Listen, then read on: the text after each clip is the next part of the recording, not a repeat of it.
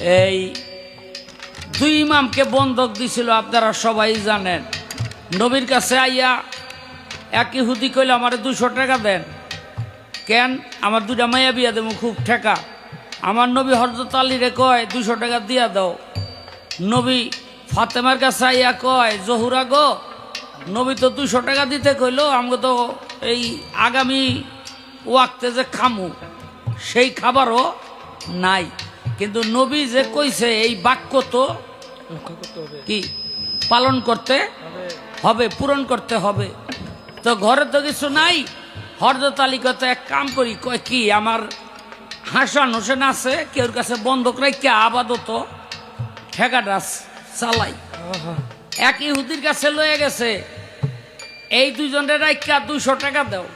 ইহুদি ইমাম হাসান আর হোসেনরে দেখাই ছোট তো পাগল হয়ে গেছে, গা চাঁদের মতো রূপ, নুরানি চেহারা, বাবা রে বাবা, এই সারণ যাব না। ইহুদি বুদ্ধি করে কয় দিতে পারি, যদি সন্ধ্যা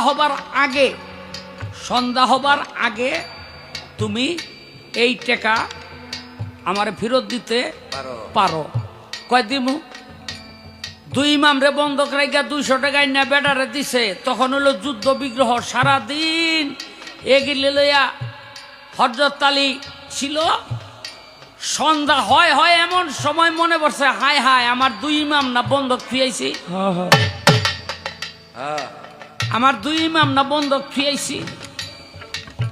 দৌড় বেড়ে গেছে, এই 200 টাকা জোগাড় করে আমার ইমাম রে দাও। ওই ইহুদি কয় এখন কয়টা বাজে? চাইয়া দেহে রাত বাজে 8টা।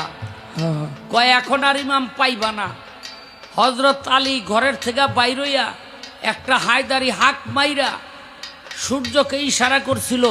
সূর্য সঙ্গে সঙ্গে ডুবে ডুবে অবস্থা, প্রায় ডুবে গেছে। ঠিক এই সময় হাতের ইশারা পাইয়া একেবারে এইরকম বরাবর আইসা দাঁড়াই গেল। হযরত আলী ডাক দিয়া কয়, এই ইহুদি, সূর্য যদি ডুববাই যায় তাইলে সূর্য দেখা যায় কেন? ইহুদি ঘরের থেকে বাইরে দেয়। ঠিকই।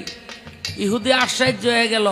সঙ্গে সঙ্গে ইহুদি হযরত আলীর পায়ে পড়া মুসলমান হয়ে গেল, যে সূর্যকে যে উঠা নামা করাইতে পারে, উঠাইতে নামাইতে পারে, সে সাধারণ কোনো মানুষ